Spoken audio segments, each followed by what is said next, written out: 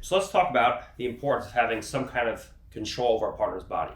Okay, what we want eventually is to get two hooks in with the back, head, and arms. We have control of our partner's two shoulders and our partner's two hips. Okay, so if she's sitting on her butt, eventually what I want is to be able to control both my partner's hip, the hip line, and my partner's shoulder line.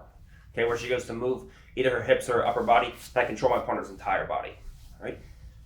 But before I get to my winning position, which is my partner's back, where I score and I can go into all of my finishes, I at least want to have control of my partner's entire body without having two hooks and a back, head, and arm in.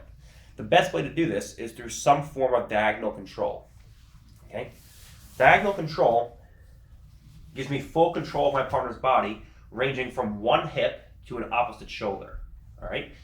If I have control of my partner's right hip through my right hook in this case, I want to have control of my partner's left arm in some way.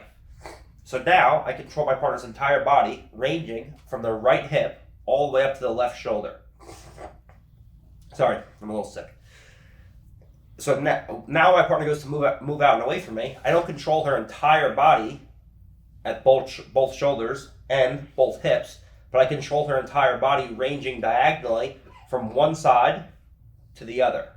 Okay, so if I can get diagonal control in any way, whether it's a cross body ride or inserting one hook and getting to a far wrist, now I have complete control of my partner's body, ranging from one shoulder diagonally across to the opposite hip.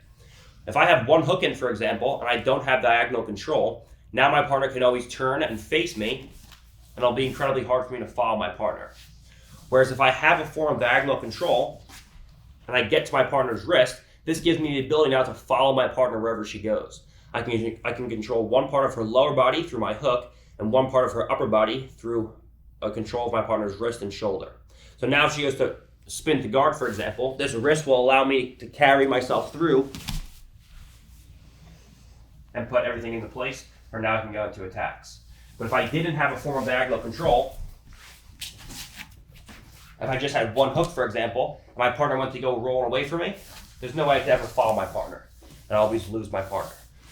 So whether you have control of your partner with just one hook and a far wrist, or whether you have control of your partner with some form of cross-body ride, I always want to look initially to get to a form of diagonal control.